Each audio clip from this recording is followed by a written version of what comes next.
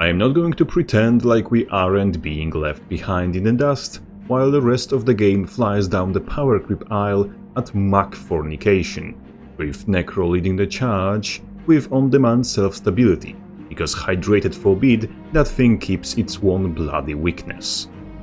I'm also not going to pretend like the knife in the back doesn't sting a little bit, but I have to admit that once I sat down and had a little bit of time with the newest changes, majority of what we got was the best we could have gotten. Even the Unshakable Mountain change, as garbage as it is at least only worse for people who strongly abused it previously, meaning an overall benefit to the society. Bladesworn can't be fixed without taking its class mechanic into a dark alley for a round of percussive maintenance. And the whole ordeal deserves a deeper look. A temporary solution in form of taking the most absurd, overpowered used chocolate stain in the spec's entire arsenal and throwing it to the wolves at least makes a room for eventual improvement. Not to mention you can use the new Unshakable Mountain in tandem with Immortal Dragon to get prot and barrier when you go in with your Dragon Trigger too, making you more durable on approach.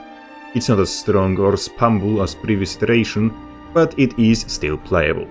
And without the strict bloody requirement to run ammo weapons, we might have something more interesting like Spear Ranged One be a bit more enticing now.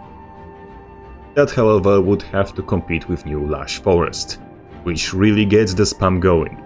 As with Gun Saber plus Rifle, you get up to 11 trait activations, if you remember that you have skills with 8 seconds cooldowns, of course. And that obviously equates to that time being shaven off of all your cooldowns. And you can run either more ammo for more spam or high value, high cooldown skills like stances.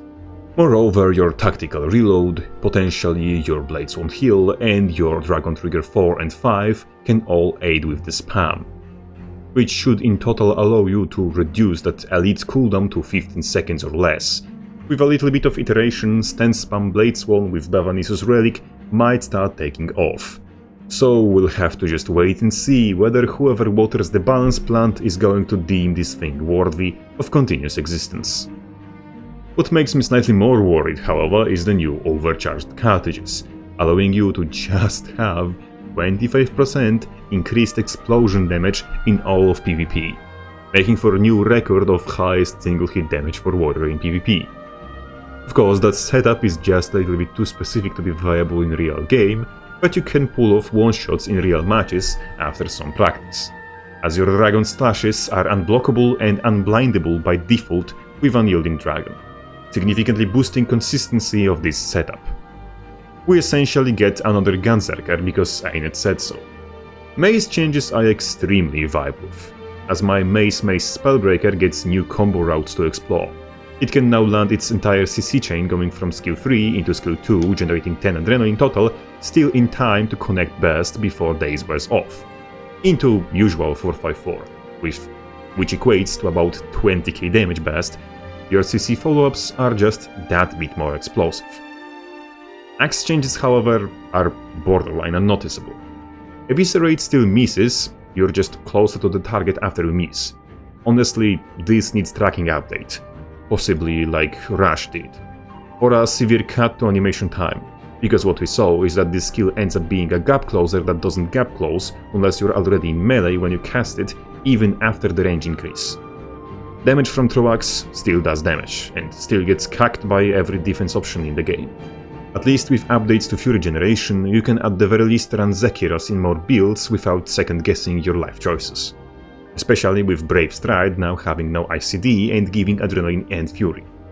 For Sword and Dagger builds or Staff builds, this is a big change, especially if you run some of those weapons together, in something like Staff Dagger Shield, which now lends itself very well towards strength, as it will benefit from both Brave Stride and new Body Blows, which puts 6 stacks of vulnerability on whatever you CC. You may have thought that CC spam builds will benefit from Body Blows vulnerability the most, but that's not exactly correct, as Maces already can put 25 stacks of vulnerability on somebody with ease. Staff Dagger Shield SPB with Magebrain Tether would be the biggest beneficiary of that specific change, and I would be thrilled to see if it's enough to bring it back at least a little bit. Both the traits in question also work well with Bladesworn, especially with builds already looking to utilize Swift as the Wind, as we might see Dagger Shield Bladesworn as well, especially with Lush Forest potentially cutting into Shield 5 cooldown. Last but certainly not least, Dead or Alive Change is a wind in the sails for somewhat tanky Zerker builds, which would be a great bloody news if Akim's Skullgrinder did not exist. Unfortunately, because it exists, now the entire thing is just a fuel for the fire for the Cancer builds. Ain't saying it. But to end on a positive, or at least funny note, Berserker can now upkeep quickness in PvE without any boon duration, without discipline, and without entering rage.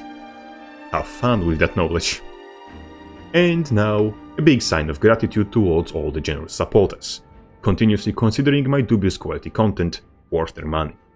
You're all truly welcome. Crabface out.